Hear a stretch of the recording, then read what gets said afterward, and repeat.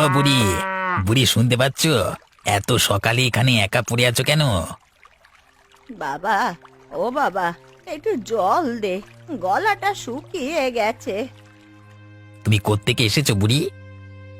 ওই দূর গ্রামের হাটে গিয়েছিলাম, কিন্তু সেখানকার দাম খুব বেশি, তাই এই দিকের হাটে এলাম, গরিবদের জন্যে ভালো হবে ভেবে। তুমি একা একা এত দূর এসেছো? তোমার সাথে কেউ ছিল না? গরিবের আবার সঙ্গী কই বাবা, শরীরটা খারাপ লাগছিল, মাথা ঘুরে উড়ে গেলাম। তুমি এভাবে রাস্তায় পড়ে থাকতে পারো না, আমার সাথে এসো, তোমাকে আমার বাড়িতে নিয়ে যাই, ওখানে একটু বিশ্রাম নাও। তুমি খুব ভালো ছেলে বাবা, যদি কষ্ট না হয় তাহলে নিয়ে চলো। কিসের কষ্ট?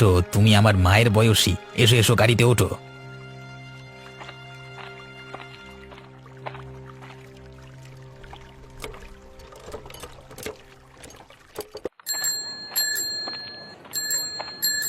এই কানু, আর মাছের কত দাম রে?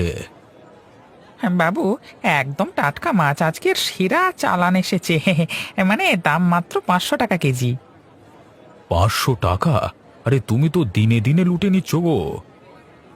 বাবু, দাম বাড়ছে তো সব কিছুরই, হাটে মাছ কম আসছে, তাই আমাদেরও দাম বাড়াতে হচ্ছে। আপনি নেবেন? দাম যাই হোক, আমি তো কিনবো। তোর মতো ছোটখাটো মাছওয়ালার থেকে দরদাম করে লাভ নেই।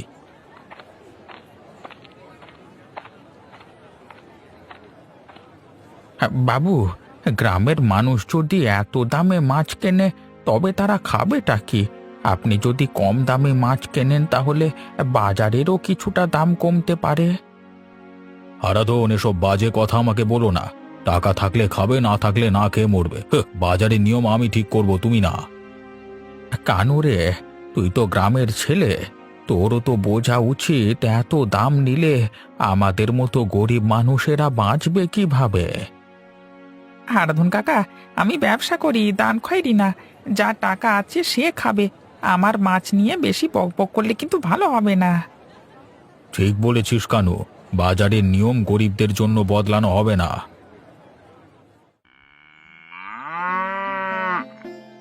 কেমন লাগছে এখন বুড়িমা? শরীরটা একটু ভালো বোধ হচ্ছে? হ্যাঁ বাবা, তোর দেওয়া জল আর বিশ্রামে অনেকটা ভালো লাগছে এখন।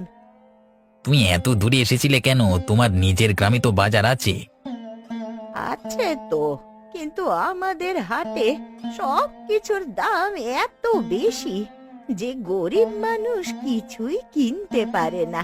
তাই শুনেছিলাম এই হাটে জিনিস একটু সস্তায় পাওয়া যায়। তাই বলো? এখানে বাজারে দরদাম কম, গরিবেরা অন্তত একটু সস্তায় খাবার পায়, কিন্তু বড় লোকেরা সেটা সহ্য করতে চায় না তো। হ্যাঁ বাবা, সব জায়গাতেই ধনী লোকেরা নিজেদের সুবিধার কথাই ভাবে। আমাদের গ্রামের বাজারে অবিনাশ বাবুর মতন লোকেরাই সব জিনিসের দাম বাড়িয়ে রেখেছে, গরিবের কথা কেউ ভাবে না। অবিনাশ বাবুর কথা উঠলো কেন বুড়িমা? উনি কি করছেন? অবিনাশ বাবু ওই নিজের মুনাফার জন্য বাজারের দাম বাড়িয়ে রেখেছে।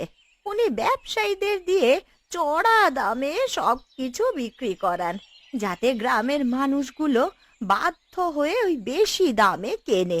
যারা কম দামে বেচতে চায় তাদের নানা উপায়ে হুমকি দেওয়া হয়। আমি জানতাম ওখানে কিছু একটা চলছে, তাই বলে গরিবের মুখের গ্রাস কেড়ে নেওয়া, এটা আমরা হতে দিতে পারি না। বাবা, তুমি সাবধানে থেকো। অবিনাশ বাবু ক্ষমতাবান মানুষ, তার লোকেরা খুব শক্তিশালী, তারা গরিবদের মুখ বন্ধ করে দিতে চায়। গরিবের বাজার গরিবের জন্যই থাকবে, আমি কিছু একটা করব, এভাবে চলতে দেওয়া যায় না। লতা, তুই কি আমার শাশুড়িকে কোথাও দেখেছিস? সকাল থেকে খুঁজে পাচ্ছি না। না রে, কই, আমি তো দেখিনি। তা হঠাৎ কোথায় গেলেন উনি? আরে সকালে তো বাজারে গিয়েছিলেন, কিন্তু তারপর থেকে আর খোঁজ নেই। সারা বাজার খুঁজে বেরিয়েছি, কোথাও নেই। কিন্তু তোর শাশুড়ি তো একা একা বেশি দূর যেতেন না, তাহলে হঠাৎ কোথায় গেলেন? তুই অবিনাশবাবুর বাজারেও খুঁজেছিস? হ্যাঁ, কিন্তু সেখানেও কেউ কিছু জানে না। কেউ বলে বুড়ি এই বাজারে আসেই না, আবার কেউ বলে অন্যদিকে গেছে। কি করব কিছু বুঝতে পারছি না। তা উনি কি ভুল করে অন্য গ্রামে চলে গেলেন নাকি? না না, উনি খুব বুদ্ধিমতী, ভুল করবেন না। কিন্তু যদি কিছু হয়ে যায়? এত ভয় পাস না, একটু ভালো করে খুঁজে দেখ। তবে আমি একটা কথা বলবো, উনি বড়লোকের বাজারে কেন গিয়েছিলেন? টাকা আছে নাকি অত? উনি বলছিলেন যে ওখানে সব জিনিসের দাম খুব বেড়ে গেছে, তাই যদি অন্য বাজারে সস্তায় কিছু পাওয়া যায়, হয়তো ভুল করে অন্যদিকে চলে গেছেন। বড়লোকের বাজারে গরিবের ঠাঁই নেই, এটা উনিও জানতেন, কিন্তু এভাবে হারিয়ে যাওয়া ভালো লক্ষণ নয়। আমি খুব দুশ্চিন্তায় আছি লতা, যদি কিছু হয়ে যায়। দুশ্চিন্তা করিস না, আমরা সবাই মিলে খুঁজে বের করব। তুই থানায় খবর দিয়েছিস? না, কিন্তু এখনই দিতে হবে বলে মনে হচ্ছে।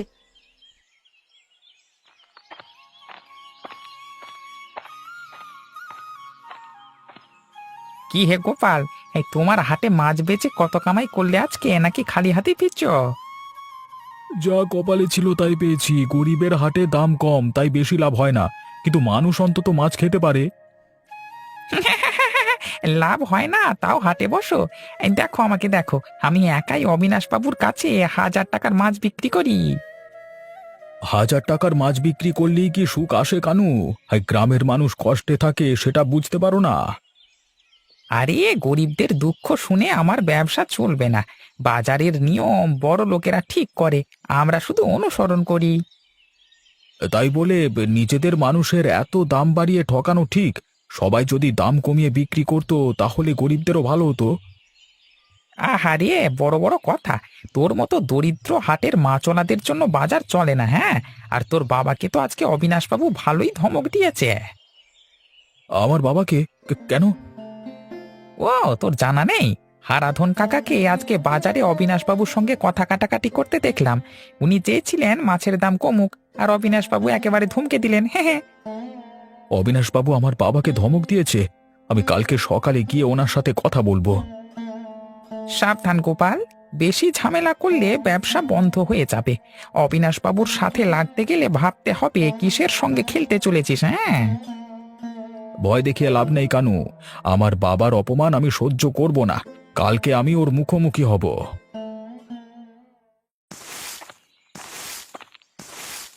শাশুড়ি মা, আপনি কোথায় ছিলেন?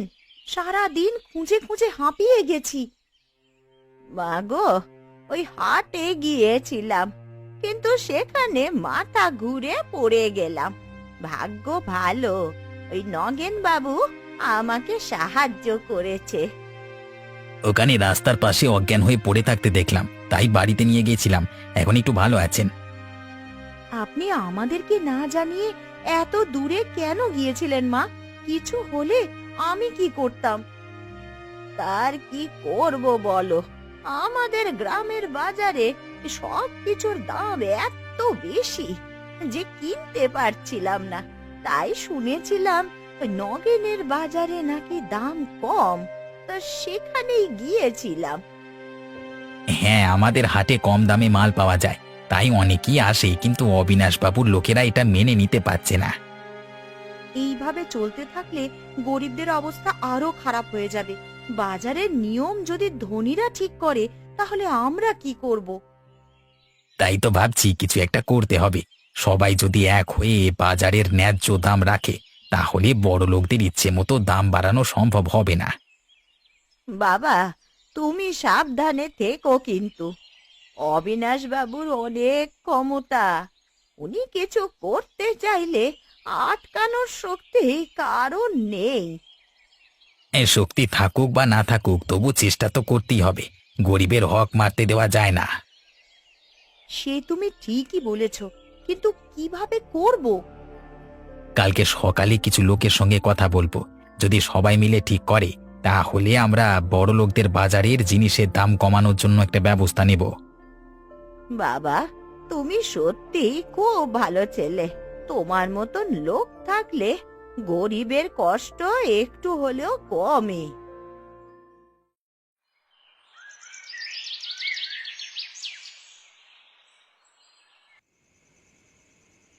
আজকের দিনটা খুব খারাপ গেল রে গোপাল। অবিনাশবাবু আমাকে বাজারে অপমান করলো। কেন বাবা, উনি আবার কি বললেন? আমি তো শুধু বলেছিলাম মাছের দাম একটু কম হলে ভালো হয়। শুনেই অবিনাশবাবু রেগে গেলেন, চিৎকার করে বললেন, কে তোর মতো গরিবের পরামর্শ চেয়েছে? কি, উনি তোমাকে এভাবে বললেন? বাবা, এটা আমি সহ্য করব না। কালকে সকালেই ওনার সাথে কথা বলবো। না রে গোপাল, ওনার ক্ষমতা অনেক। তুই যদি কিছু বলিস তাহলে আমাদের ক্ষতি হতে পারে। ক্ষতি তো হয়েছি বাবা।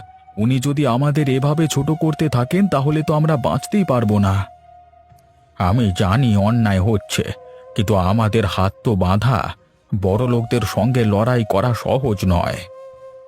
তাই বলে চুপ করে থাকবো?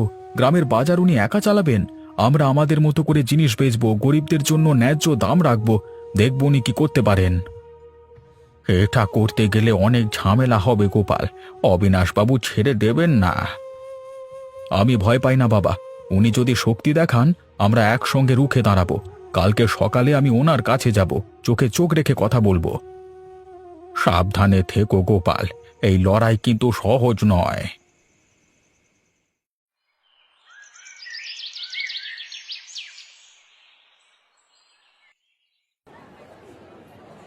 ও কেন, কেমন আছিস? আজকে মাছের কি দাম বলতো?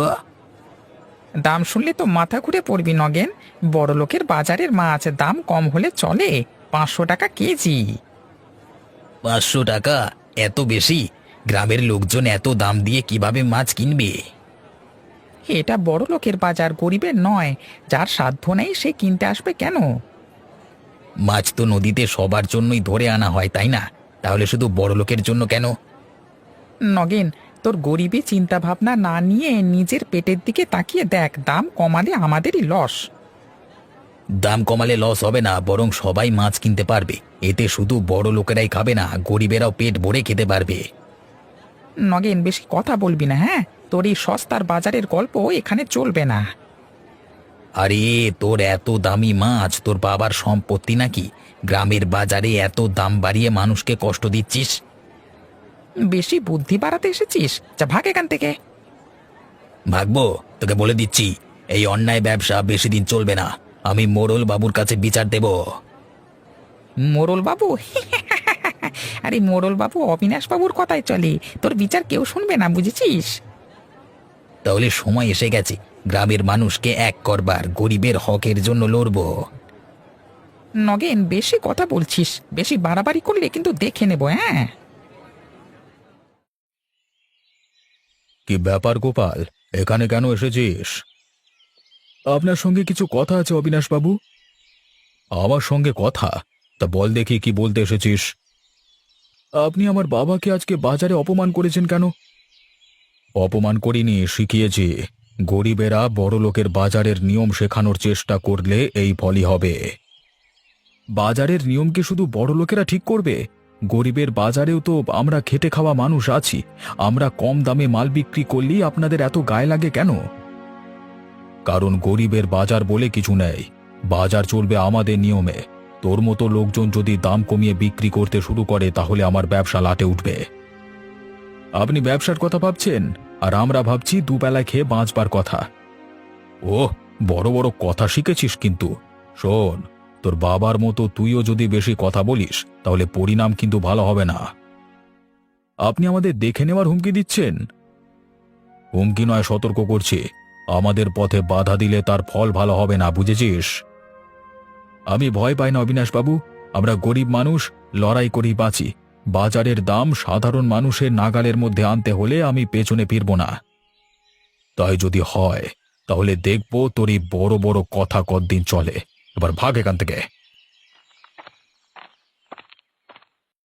তুমি কি মনে করো অবিনাশ বাবুর লোকেরা আমাদের ওপরে চাপ সৃষ্টি করবে?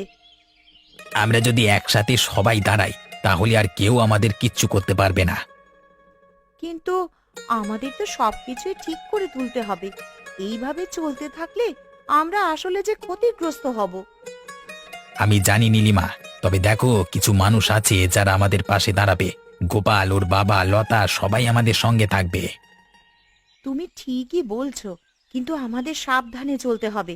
এখানকার মানুষ অনেক সহজ, কিন্তু বাইরে তো শক্তিশালী মানুষও আছেন।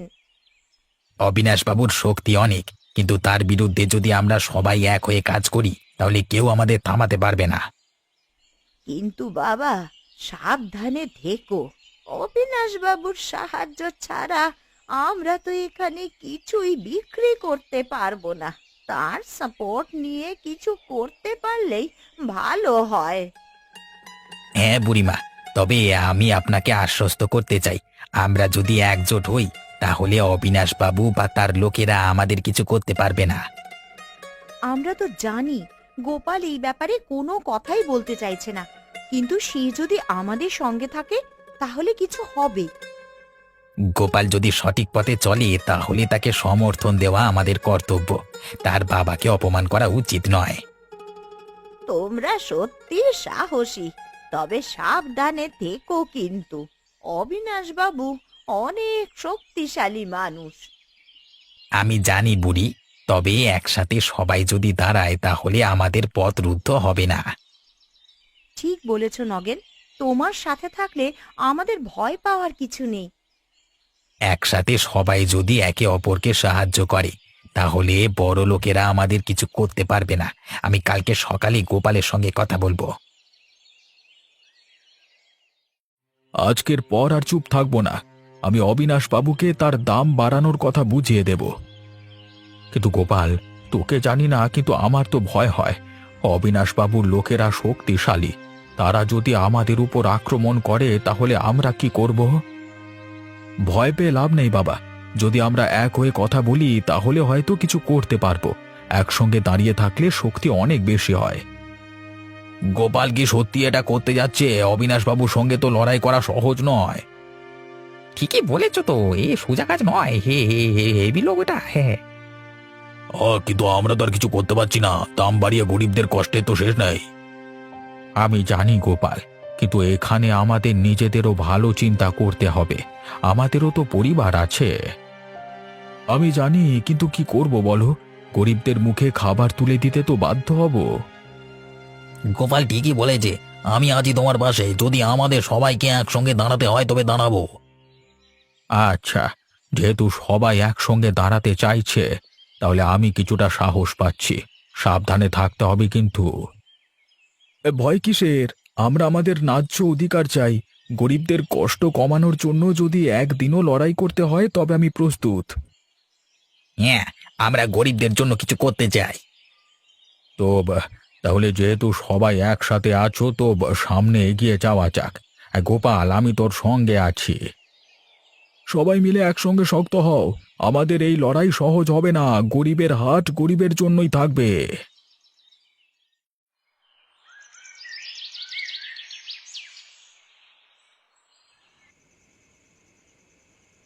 আমি মনে করি এই লড়াই আর একটু বড় হতে যাচ্ছে।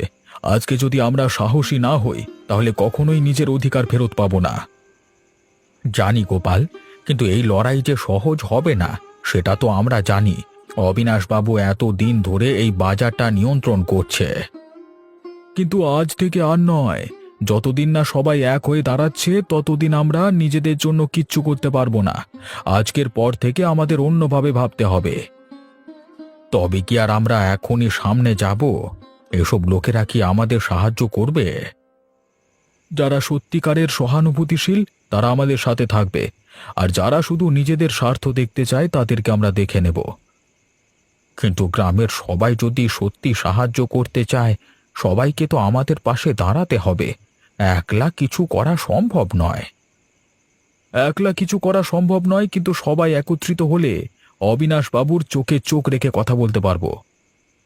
যদি সবাই এক হয়ে কাজ করি তাহলে নিজেদের অধিকারটা ফিরে পাবো। সবাইকে একত্রিত করতে পারলে তখন আর কেউ আমাদের ঠেকাতে পারবে না। আজকের পর থেকে এই বাজারের সকল নীতি বদলে যাবে। ঠিকই বলেছ গোপাল। আজকে থেকে আমাদের জন্য নতুন একদিনের শুরু। আমাদের পরবর্তী পদক্ষেপটি খুবই গুরুত্বপূর্ণ। আজকে আমরা সিদ্ধান্ত নেব একসাথে হয়ে এই পরিবর্তন আনতে হবে। কিন্তু গোপাল, আমাদের গ্রামেই তো অনেক মানুষ এখনো ভীত। তারা ভাবছে যদি কিছু ভুল হয়ে যায়। যদি আমরা সবাই এক হয়ে দাঁড়াই, ভয় পাওয়ার কিছু নেই। আমরা যে উদ্দেশ্যে এগুচ্ছি সেটা সঠিক, এবং সঠিক পথে যারা চলবে তারা কখনোই হারবে না। আমি শুনেছি তোমরা বড় কিছু করার চিন্তা করছো, তবে আমি জানি না এটা কি আমাদের জন্য ভালো হবে। আমি জানি আপনাদের মনে ভয় রয়েছে, কিন্তু আপনি ভাবুন, একদিন যদি আপনার সন্তানের ভবিষ্যৎ সুরক্ষিত করবার সুযোগ আসে, সেটা কি আপনি হারিয়ে ফেলবেন? আমি চাই আমার নাতি নাতনি ভালোভাবে বড় হোক, তবে আমি ভয় পাচ্ছি। সবার আগে আমরা শুধু নিজের জন্য নয়, আমাদের পরবর্তী প্রজন্মের জন্য লড়াই করছি। আমাদের মাটি আমাদের অধিকার, আর আমাদের বাজারের অধিকার যদি আমরা হারিয়ে ফেলি তবে আমাদের অস্তিত্বই বিপন্ন হবে। তুমি ঠিকই বলেছো গোপাল, আজকে যদি আমরা কিছু না করি তাহলে কালকে আমাদের কিচ্ছু থাকবে না। ঠিক তাই, একসাথে হয়ে আমরা আমাদের স্বপ্ন বাস্তবায়িত করতে পারবো। একে একে সবাই যোগ দাও। আমি জানি অনেকের মনে ভয় আছে, কিন্তু আমরা যদি এক হয়ে দাঁড়াই তবে কেউ আমাদের থামাতে পারবে না।